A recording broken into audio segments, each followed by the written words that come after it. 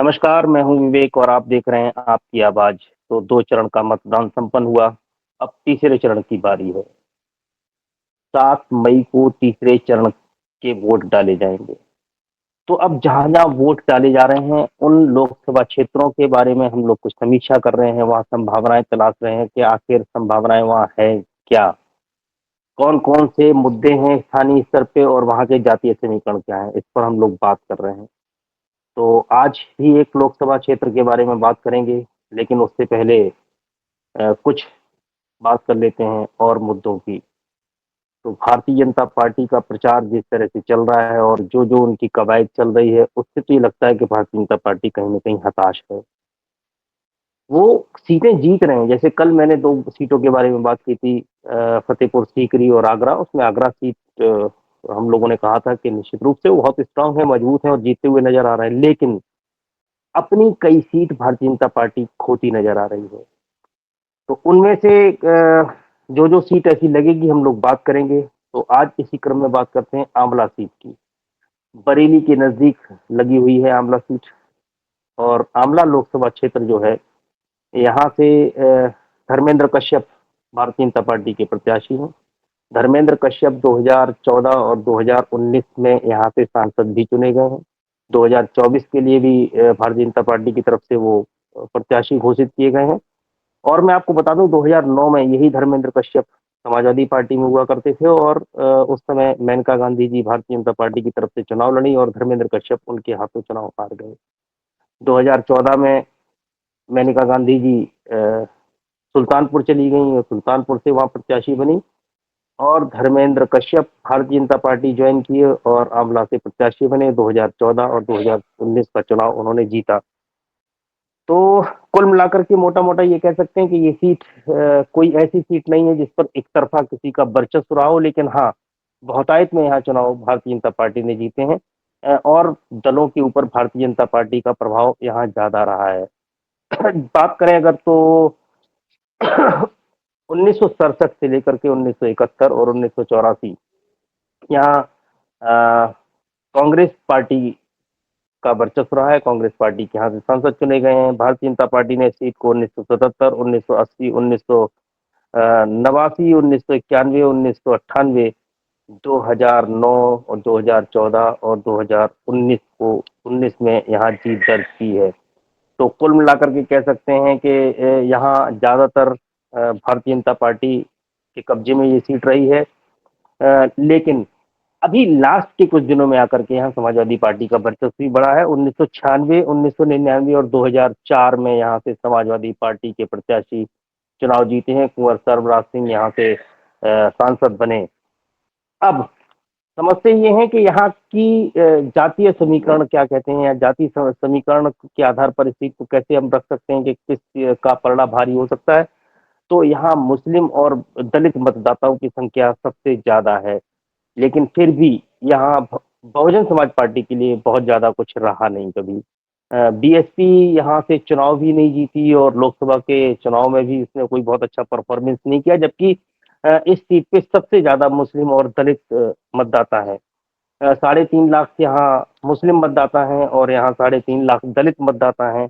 उसके बावजूद भी यहाँ कांग्रेस, भारतीय जनता पार्टी और समाजवादी पार्टी का वर्चस्व तो रहा है, लेकिन कभी बीएसपी का वर्चस्व नहीं रहा। अगर इन मुस्लिम और एससी की बात करें तो क्षत्रिय मतदाताओं की संख्या बहुत अच्छी खासी है, 2.5 लाख क्षत्रिय मतदाता हैं, यादवों की संख्या भी यहाँ बहुत अच्छी खासी है, 2 लाख यादव मतदाता है, ब्राह्मण 1.5 लाख मतदाता है, वैश्य, मौर्य और सैनी समाज के 1-1 लाख वोट हैं, कश्यप समाज के भी 50,000 वोट इस आंवला विधानसभा क्षेत्र लोकसभा क्षेत्र में हैं।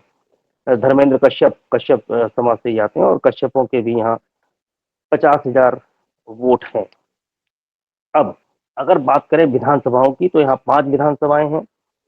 5 विधानसभाओं में शेखोपुरा, दातागंज, फरीदपुर, बिगरी चैनपुर और आंवला विधानसभाएँ हैं, जिनमें से शेखोपुरा विधानसभा जो है वो समाजवादी पार्टी के पास है, बाकी चारों सीटें भारतीय जनता पार्टी के पास हैं।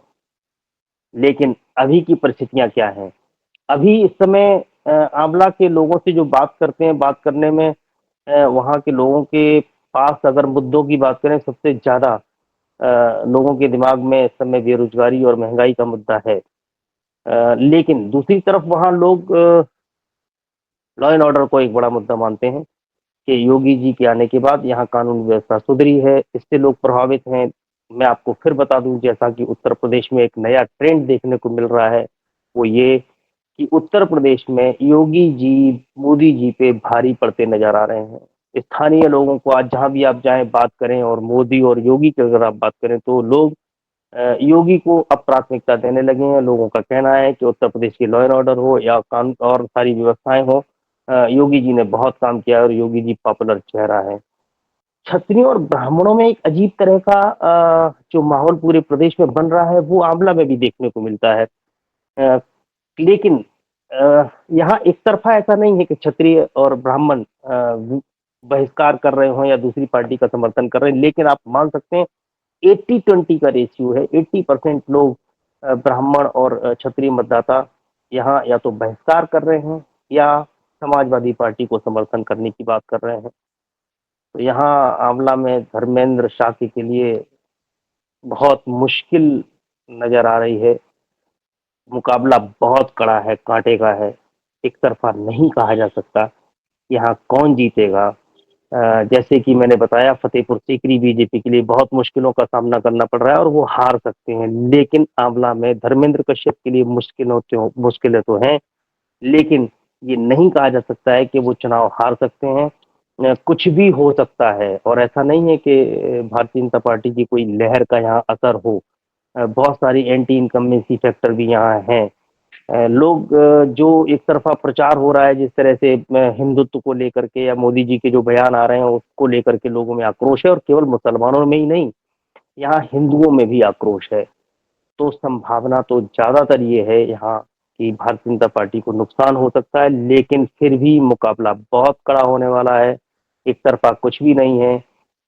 समाजवादी पार्टी को यहाँ एज है, वो अपर हैंड है, लेकिन इस मुकाबले में 4 जून को जो परिणाम आएगा वो कुछ भी हो सकता है और बहुत चौंकाने वाला भी हो सकता है। बीएसपी के लिए यहाँ बहुत कुछ नहीं है। बीएसपी ने यहाँ चूंकि भले ही मुस्लिम प्रत्याशी उतारा हो, लेकिन मुस्लिम समुदाय एकजुट होकर के समाजवादी पार्टी के साथ यहाँ है। बीएसपी के लिए उत्तर प्रदेश में बहुत जगह संभावनाएं हैं। आने वाले समय में हम लोग बात करेंगे कहाँ कहाँ है, लेकिन हाँ, पश्चिमी उत्तर प्रदेश में ये संभावनाएं बहुत कम हैं। तो ये रोहिलखंड की सीट है आंवला। तो आंवला की स्थिति बहुत रोचक है और इसका इंतजार रहेगा 4 जून को आने वाले परिणामों में। क्या परिणाम आते हैं तब तक हम लोग इंतजार करेंगे। आप लोगों से निवेदन है कि इस वीडियो को लाइक करें, शेयर करें, और इस पर अगर कुछ अच्छा ना लगे तो कमेंट भी कर दें। आज के लिए इतना ही, फिर मिलेंगे अगली लोकसभा के विश्लेषण के साथ अगले वीडियो में। तब तक के लिए नमस्कार।